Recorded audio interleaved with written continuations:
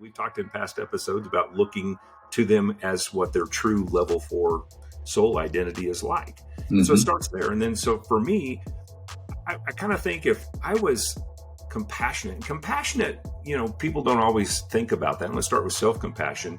It's suffering with others, right? It's having compassion for what they're going through, which means you're suffering with them.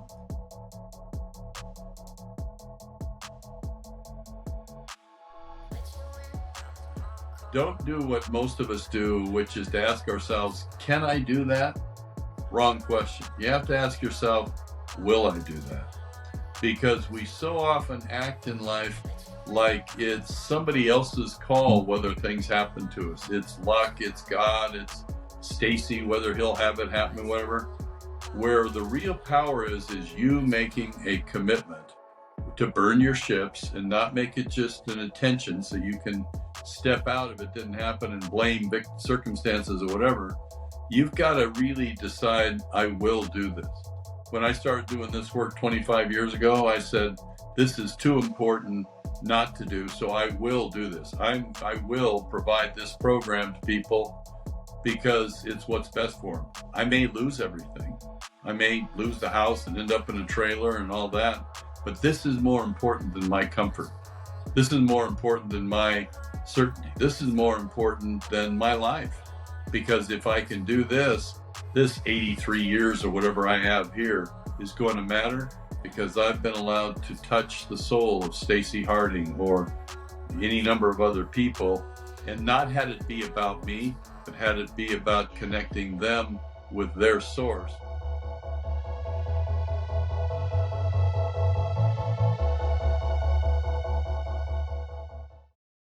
Hello, Stacey Harding here in Alkaline with episode 6 of fourth level conversations. So Al, we are in between Christmas and New Year's, and I am hopeful that you had a wonderful time of Christmas with your family. Hopefully everybody that's watching did. We're kind of at that time of year where people have started thinking about next year, and we have as well. And I found it kind of interesting as I was thinking about it that this time of year, we stop making these New Year's resolutions because, it's not the thing to do anymore, because we tend to think we're going to go to the gym, and on January 2nd, we go for the 2 or 3 days and we stop. So resolutions don't really typically get fulfilled, but we do set goals and we have desires. And I was thinking about my own life and some of the experiences I've had about, I've done that. And then I get to the end of the year and I look back and I go, did I just repeat the previous year again?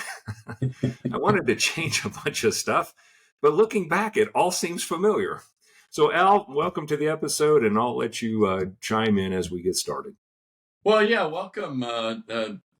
Merry belated Christmas and happy early New Year's and all that, Stacey. And yeah, it's, it's an intriguing time of year because it's all about the holidays and family and all of that. And yet, a lot of statistics would show that this is the time of year when a lot of people tend to go off the rails, and they tend to have depression, or they have alcohol issues, or they have whatever occur. And, so I was thinking about some client calls I've had here this week, and I realized that what I've found myself thinking about is now looking into 2024. The way I normally go about it is I try to kind of stay in flow and stay in the moment, which is great as a moment to moment approach. But am I really setting out intentionality and then a game plan for next year that has some organization to it? And that had me thinking about this story in my head I've had forever that says if you and I were sitting here, I'm in my home here in Tennessee. If you and I were sitting in Tennessee and I said, hey, Stacey, let's drive to Seattle. And you said, okay. So we get in the car. There's really two strategies we could follow. We could hop in the car and say, now, where is it? It's north and east, right? No, north and west. Okay, north and west. Well, all right. So let's head west for a while. All right. So we head west, we get to Memphis, we keep going west, we get to Little Rock, we keep going west, we get to Texas. And now somewhere in here, don't we have to start going? Yeah, So we'd take a ride and we'd go up to Denver and then we'd go up to Billings. And don't we have to go? We'd take a left. We'd get there, but it would be a very meandering, inefficient way. That's how most of us go about our years, is we meander through the year. And now and then we have some manager come along and say, Stacey, you got to set your goals, man. What are you going to do this? And so we lie to them because we want to make sure that they don't fire us and they're happy and they think we're really ambitious. So we over project. Oh, I'm going to do. And then we hope to God they don't ever check because we really have no real intention to do it. We wish for it. We don't have any real intention in terms of commitment or execution to do it other than as long as I don't have to break my routine. Well, back to going to Seattle, what somebody who wanted to do it most efficiently and intelligently and would do is get out their Apple phone and look at maps and say, what's the most direct route? They would plan the route. And so to me, our theme today ought to be creating the roadmap for your 2024. And not so much just with what you're going to accomplish and accumulate and all of that, but really about sort of as the first step in getting into the habit of creating a life by design that has you actually plan out, and we have a process we'll discuss with the folks of how to do it. Plan out what you want to have happen next year, and that you're willing to do your part and pay the price to have happen next year. One more thing I'll share with you. I went into my wife yesterday and said, I think I'm going to write 3 books next year. I've got these 3 ideas, and she's like, wow, that's big. Yeah. Now, have I committed to it? No. But now I'm doing lazy circles around whether I want to commit to it, because if I identify something I think would be a good thing or I want to do, then the next thing is I've got to decide whether I'm willing to commit to it, because if I commit to it, that means I burn my ships and I do whatever necessary to actually pay the price and do it, even if it's inconvenient, unless I'm in the hospital or I die. That's what's going to happen.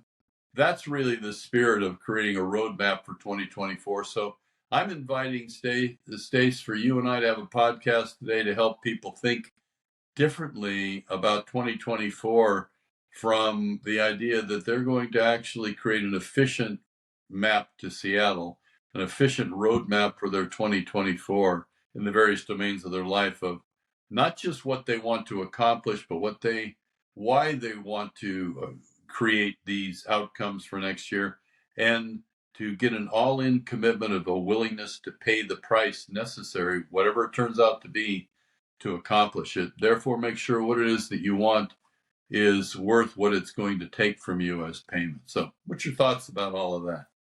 Yeah, perfect. I think it's a great topic for this episode as we're moving into the new year with new opportunities and new possibilities. And I was thinking about why we get so excited about what we can achieve in the coming year, but so often we fall short. And I think maybe, Al, it comes down to a few things that you've talked about in previous books, actually. And I'm thrilled to hear you're thinking about doing that. I can't wait to read them.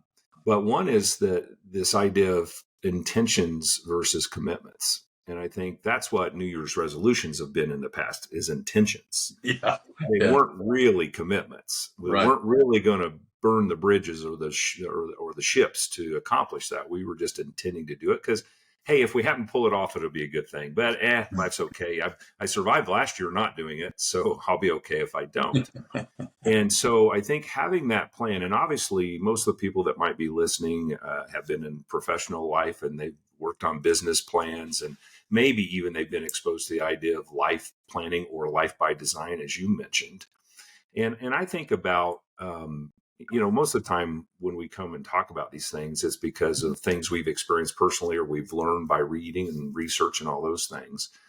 But I can look back over my 6 decades of life and know that when I've really made change, it's because I was sold out to the why. The desired outcome, the desired future was greater than the pain of discipline that it was going to take to get there.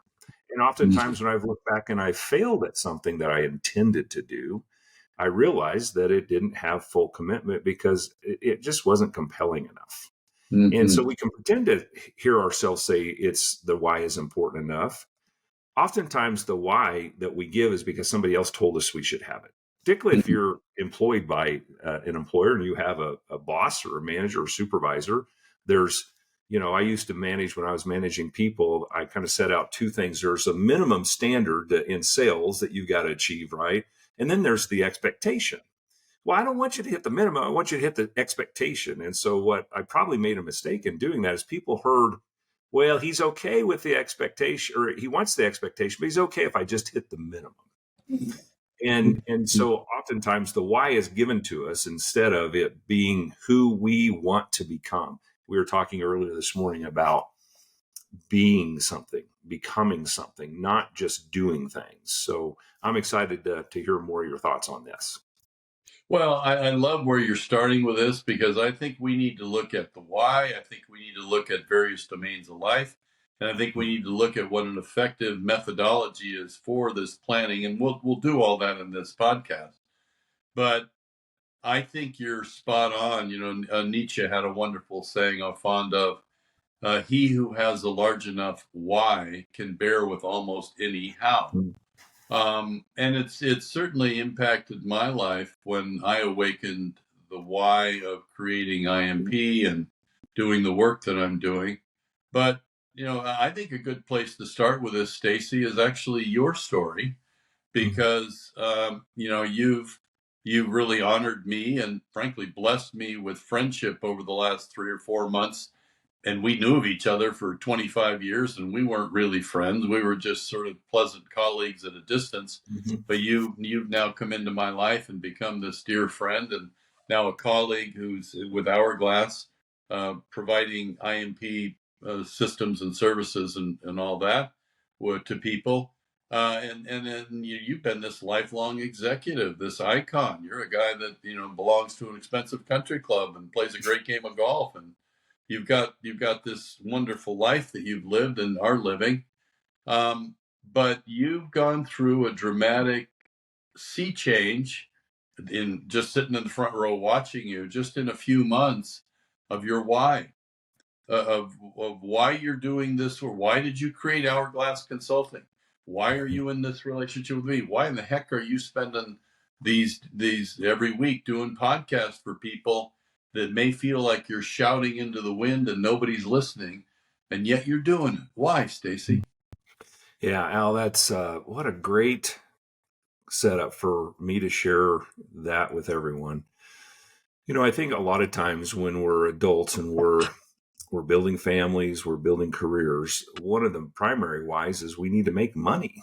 And I was no different than that. And I had a desire to provide nice things for my family, my children. And so God provided opportunities for me to do that. And I got to work with some amazing organizations and amazing people.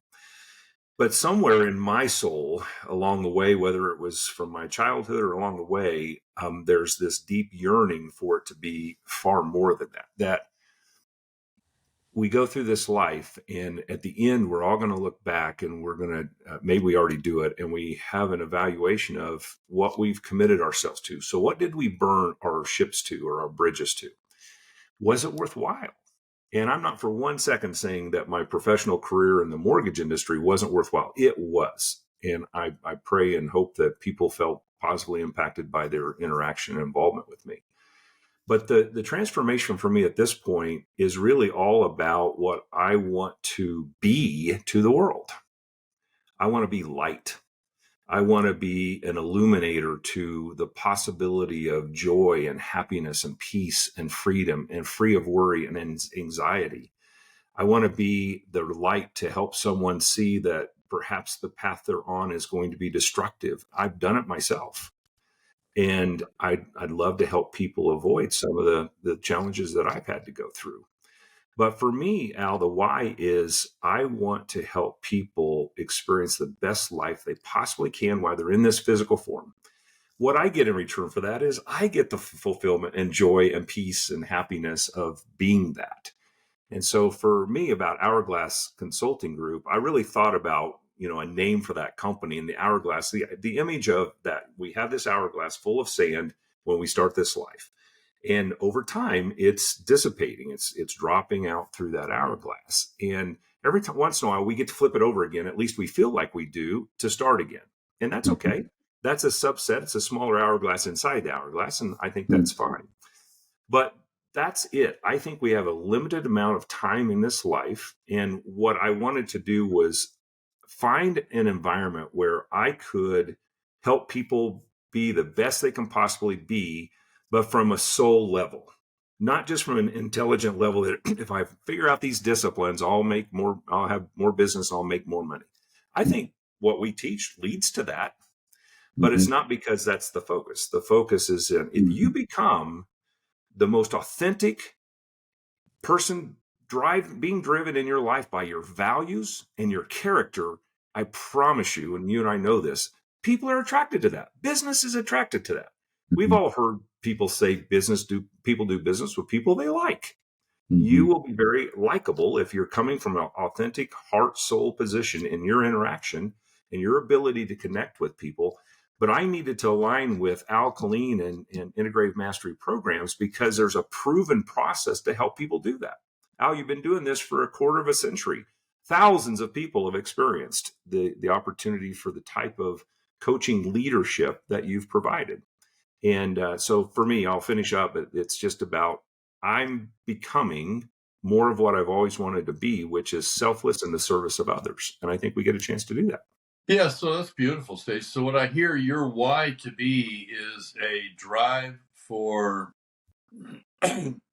self-actualization so that you will spend the gift of your life that God gave you in such a way that you can, in a sense, pay God back Mm. by living up to its fullest optimization, which will happen by you doing all you can do to create um, a knowing, an enlightenment, an awakening that you can serve other people with to help them have that same enlightening, awakening, whatnot, including abundance economically and materially, but beyond that to a sense of personal meaning and purpose. And I think part of which is beautiful, and I think part of having that why for me, when it happened for me when I was 48 and I'd gotten fired from a company I built up, was I went through a process in Detroit with some folks, and they began to give me a glimpse of, there's a gazillion programs out there, and I was always disappointed ultimately. They felt like cotton candy. They tasted great on the front end. They were attractive. They knew how to sell me and attract me. But I started looking for when I was going to be disappointed by them not really living up to what I thought they were going to provide for me. They could help me make more money or whatever, but I came away often feeling a sense of it was a little oversold and it really underdelivered. And so when I created IMP, I thought I want to reverse all that, and I want to have people be the proof of the truth of the program, and I don't want to disappoint people like I've been disappointed.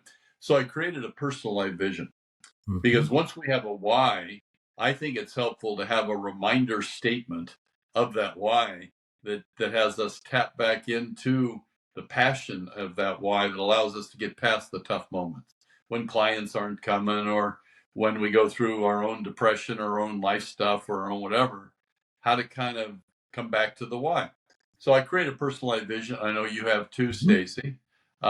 In my case, 24 years ago, I created a statement that says this: my personalized vision is a world where all people realize their fullest potential, a world of extraordinary relationships and extraordinary accomplishments, and a world where integrity and honorable actions are courageously pursued and commonly experienced. Now, that's more than a lot of flowery words. It really captures what I think of as my soul journey while in human form, that I have an opportunity to try to come as close as possible to living up to.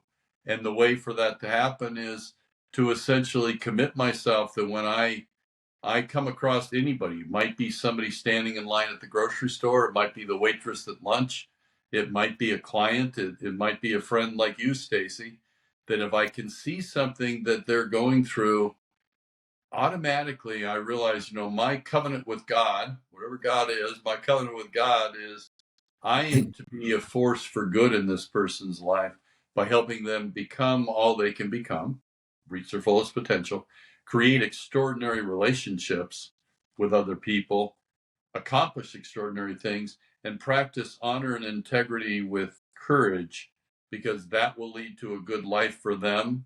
And if I can help others lead to a good life for themselves and arm them with the power to trust life, frankly, coming from a life where I so often not trusted life, and I've been depressed and suicidal, and I've done all those things, that would be a good way for me to spend my life. So I committed my last 25 years to that, to give this statement.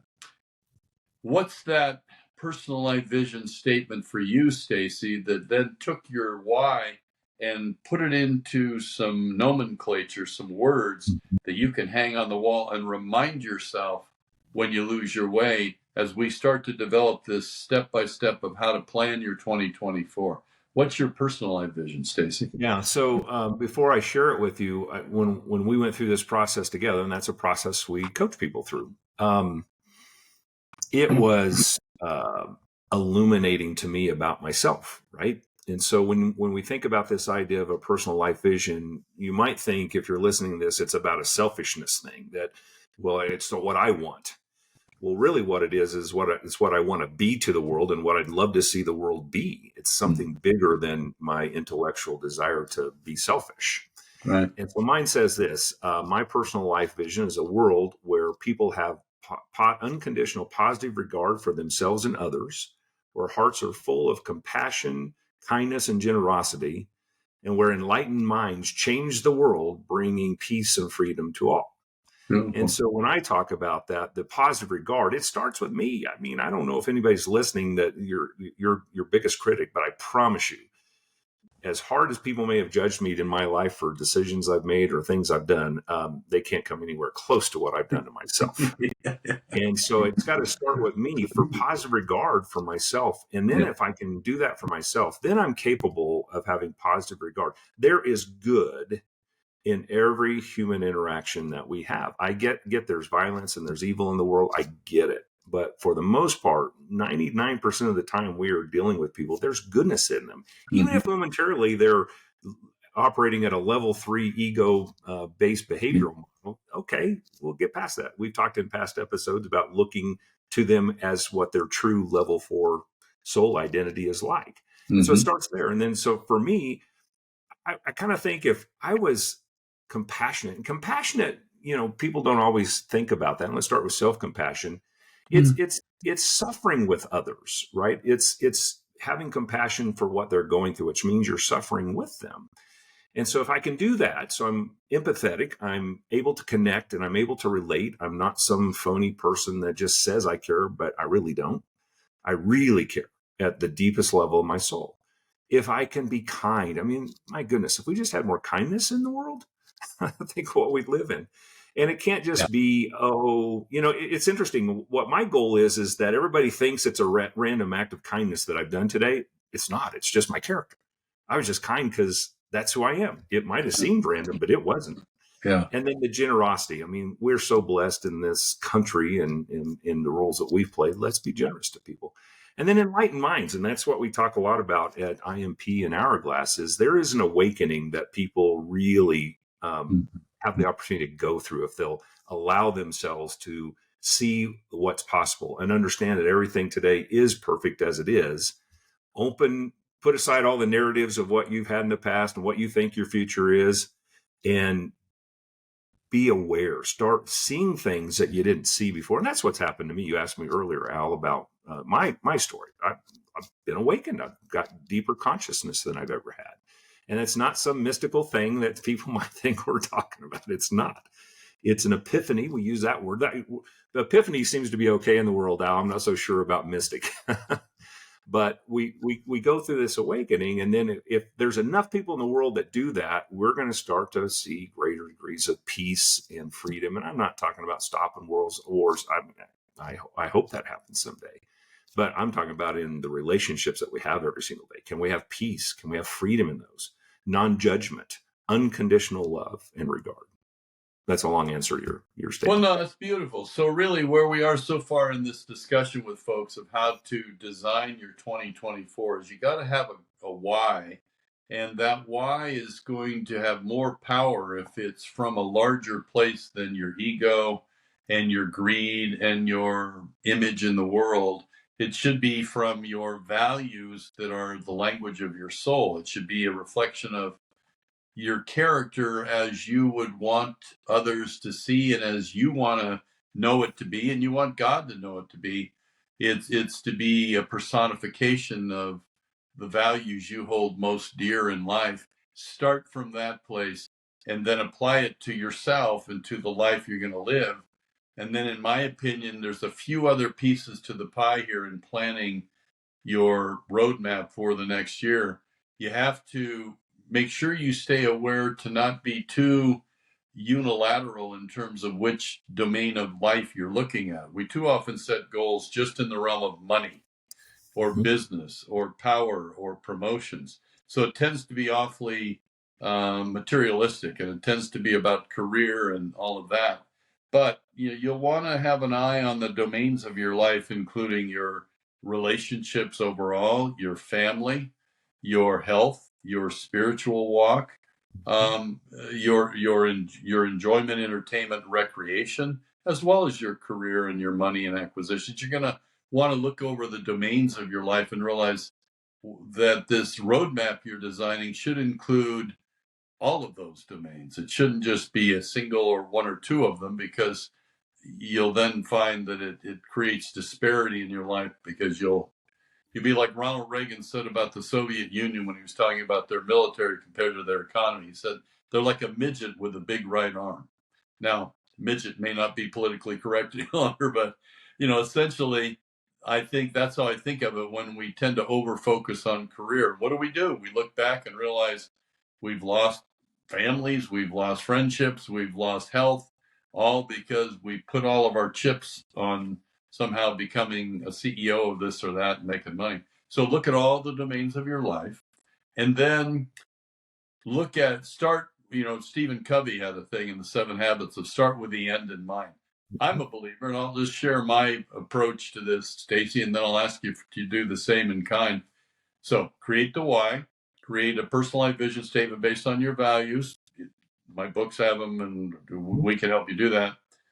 Look at the domains of your life to make sure you're covering the bases and everywhere, so that this becomes almost an upward spiral of all the domains of your life that you're considering in your 2024 roadmap. And then start with the end in mind. And my recommended approach is ask yourself, what do you want it all to look like December 31st of 2024 with your career, with your economics, with your health, with your relationships, with your family, with your spiritual domain, with your entertainment and joy and experiences this coming year. Start a year from now, and then ask yourself, to get there, where do I have to be in each of those domains by the end of the third quarter? And to get there, where do I have to be by the end of the second quarter? And to get there, where do I have to be at the end of the first quarter? And to get to the end of the first quarter, where do I have to be in the second month, the first month, and then the first week? And lay out those levels of how to create this step-by-step approach that's quite logical in attainment. And you'll be thrown off. It isn't going to happen the way you think it's going to happen. You could be surprised. So you don't want to get too tight and too specific, in my opinion, with numbers and all that. It needs to be more trends. It needs to be more generalities in a way, because that gives God room to move in introducing surprises and whatnot that you have. But then make sure that you lay out this roadmap for all the domains from the right why. And then last piece, and I'll shut up. Don't do what most of us do, which is to ask ourselves, can I do that? Wrong question. You have to ask yourself, will I do that? Because we so often act in life like it's somebody else's call whether things happen to us. It's luck, it's God, it's Stacey, whether he'll have it happen, whatever. Where the real power is you making a commitment to burn your ships and not make it just an intention so you can step out if it didn't happen and blame circumstances or whatever. You've got to really decide, I will do this. When I started doing this work 25 years ago, I said, this is too important not to do, so I will do this. I will provide this program to people because it's what's best for them. I may lose everything. I may lose the house and end up in a trailer and all that, but this is more important than my comfort. This is more important than my certainty. This is more important than my life.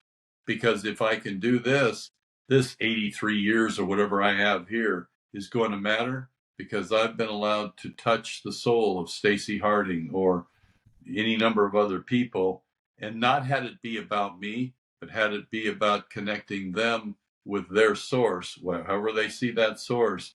And in doing so, shift their relationship with life to see this to be the blessing that it actually is versus the arduous prison camp of earnest effort with disappointment we too often experience it be from our level 3 ego. What are your thoughts, Stacey? Yeah, perfect. So Al, you developed a tool. What you just described was a plan for your life in 2024, and you created a tool called the Echo of Empowerment, E of E. Yeah. And that is available, a tool that we can provide to folks if they're interested in that. And I think it was truly a revelation to you, as you've shared with me how that came to you. And so we've got about another minute or so. Maybe you just share your experience in developing that. So it's not just you can say, hey, think of what you want to be at the end and where you need to be at each quarter. There's actually a tool that can help you do that. Yeah, okay. And I that's great, Stacey. So we're not going to share what the tool is. If you want to know what it is, reach out to Stacey or me and we'll get you a copy of the tool. The story, how it came about, though, very briefly, is my oldest son was going to go off to school at a very expensive college in California. And I spent a lot of time tossing and turning, figuring out how I was going to pay for this because I'm comfortable, but I'm not wealthy to where I can put out $50,000 a year for a school in California in 2006 without feeling it. And then I had another one behind him I had to pay for. So I figured, well, I don't want to eat Alpo when I'm retired. And, so how do I fund this? And I spent 6 weeks tossing and turning, trying to figure out how to do it. One night, just my wife got tired of me tossing around, said, you ought to, you keep me awake. Can you sleep somewhere else? Sure. So I went downstairs, slept in the basement, and I had this revelation. Now, I 50 years ago, I spent some time with a holy man from India, and he had an interesting thing he told me. He said, always pay attention to the last dream of the night, because it's when God is talking to you most directly. Well, this night, I'm laying in the basement asleep, and the last dream of the night, I had this tool occur to me in a dream, Stacey. And I woke up out of this dream, and I was so excited. I hurried into my office, which was right in the next room, and I sketched it out on a piece of paper. And then in 5 minutes, I solved the issue of how to fund my son's college, an issue I'd been struggling with for 6 weeks. I got so excited, I thought, what else is bothering me? I solved 6 other major issues using this tool, and then I decided to incorporate it into my program. And it's I don't know about all of you, but I'm not particularly turned on by, and no offense, Microsoft, but by Microsoft Project or Gantt charts or any of that. Yeah, they work, but they're pretty cold to me. It's just very kind of linear and whatnot. This is a visual tool that allows for a really more holistic approach to planning. And so it's a wonderful suggestion, Stacey. Anybody that would like to know how this tool works, reach out to Stacey Harding at Hourglass or myself at IMP at A Great Mastery, and we'll get you a copy of it. And we'll take a few minutes on the phone and talk to you about how to use it, because it really works quite magnificently. I've had people create companies with this. I've had people do all sorts of things with this. So bring us home, Stacey, on another wonderful podcast this morning that I've enjoyed doing with you, and I hope is giving people some ideas on how to plan the roadmap for their 2024. Bring us home, brother. Absolutely. Well, I can be a testament to the Echo of Empowerment. I started our company through that process, and so it helped me stay focused and get it done right. So thank you, Al, for that. So as we conclude this episode, and we are sitting here again right at the edge of 2023 moving into 2024, we really hope that you can take the time to really contemplate what you're going to do different in the coming year to make sure that you get to the end of the year and say, that was one of my best years. So often people get to the end of the year and they say, man, I'm glad this year is over. And I assure you that many of us that are on this podcast today are thinking that. But Yeah. let's not do that in 2024. Let's not be a victim to circumstances. It's not can we, it's will we. And so make a Right. determination of what you will do. And if you'd like us to help you focus on that, we're happy to do that. Otherwise, we hope you can do it well. Al, another great podcast. Anything you'd like to end with? Just blessings and love to everyone for their 2024 and life thereafter. You know, folks, we're all here on temporary assignment. And the biggest regret we will have when this assignment ends is whether or not we spent too much time projecting and worrying about what could happen in favor of what Stacey said earlier, simple kindness. I guided spiritual retreats for decades, and I had a lady at one 10 years ago, Cindy Emerine, that some of you may know, a wonderful woman. And Cindy came to this retreat, and it was probably 10, 12 years ago, and she said, I just want to be an experience of kindness for other people. And that always stuck with me because kindness is something you hear, but how often do we really think about it? So if nothing else, I hope everyone here and myself included decide that one of the things we're going to incorporate on our roadmap in 2024 is just the quiet kindness of who we are and how we treat other people, because that alone will make your 2024 more valuable and make you a good force in the lives of others. Brother, thank you. I'm so grateful you've come into my world this year as you have, and that we're doing this work together. And blessings to all of our listeners here. What do you have to say to bring us home? Yeah, thanks for that. Same right back at you, brother. I love you. Just Happy New Year, everyone. Have a great 2024. And I hope that we can all get to the end and say, man, that was a great year. Let's do it again. We made it to Seattle. All right. Take care. Blessings, brother. Bye-bye. Take care.